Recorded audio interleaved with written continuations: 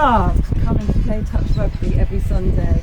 He loved playing with you. He loved every single one of you.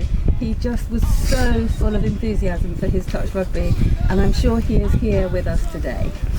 He's been playing for 15 years, and we were very blessed to see him come down here over those 15 years. Big family member of Ruskin Touch Rugby, and let's just remember those fun times with Steve.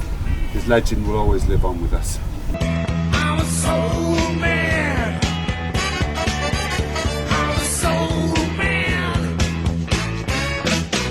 Got what I got the hard way, and I'll make it better each and every day. So honey, don't you fret, 'cause you ain't seen nothing yet. I'm a soul man. I'm a soul man. Play it, Steve. I'm a soul man. I'm a soul man. Ha! Just want to thank Steve for all his kind of love and support, and just for being him. You know, the way he played touch was kind of crazy. He had a vision that someone was going to catch his wild passes, but I think where he's going now, everyone is going to be good enough to keep up with him. I have a lot of love for Steve, and I thank him for being in our lives, and I'm going to miss him dearly. I'm a soul man. I'm a soul man. Well, grab a rope and I'll pull you in. We've had a good game's touch and a few drinks and barbecue, and of which I'm sure he would approve, because he was often here sort of slightly hungover. That was a reasonably common occurrence. We have this thing called the Spirit of Ruskin, which is to do with how much you care and how argumentative you are. And Steve won that award more than once. He enjoyed the touch rugby and he cared. He wanted to win. But yeah, I miss him. He was just a lovely guy. I'm a soul man. I'm a soul man. I'm a soul man. I'm a soul man.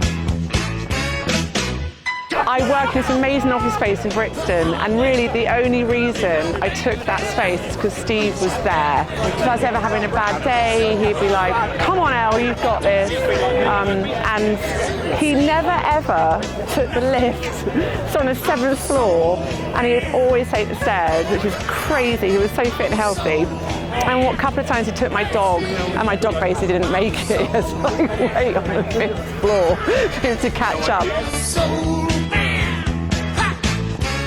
Listen, was brought up on a side street. Got out of love. Boy, I could eat.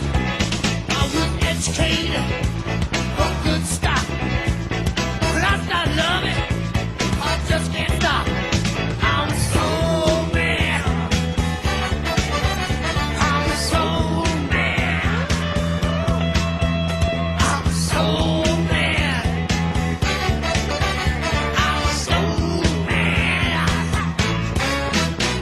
Well, grab a rope and I'll pull you in. Give you hope and be your only boyfriend, yeah. So when Jamie came and played touch for the first time, he was 10 years old. He was very small, he was extremely enthusiastic about the whole thing. And he went and played on the wing opposite Steve. And the first time I got the ball, I played inside him just to, help him. I popped him the ball and he ran towards Steve. I was expecting Steve to give him a small kind of touch and encourage him, or let him go by and encourage him or something like that. Steve body checked him, and Jamie flew back, literally left the ground, flew back in the air, landed on his back, rolled over backwards, during which time I thought, how am I going to explain the death of our second child to my wife? And Jamie just bounced up and giggled, at which point Steve, slightly relieved, gave him a big hug. Well, grab a rope and I'll pull you in. Give you hope and be your only boyfriend, yeah. I think from my perspective, I think the fact that, you know, every time you came to this pitch and you saw Steve, it brought it just brought an air of happiness, pleasure, seeing someone who was always full of smiles, and you just knew that you were going to you were friends when he was around. And that, you know, I just playing today, I can still see him. I can still see him running. The sniping comments of me, Joe, I'll get you next time.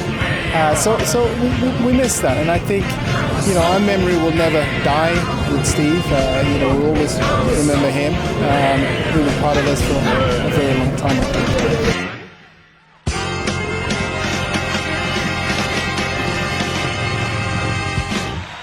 Steve Cropper and Duck Dime.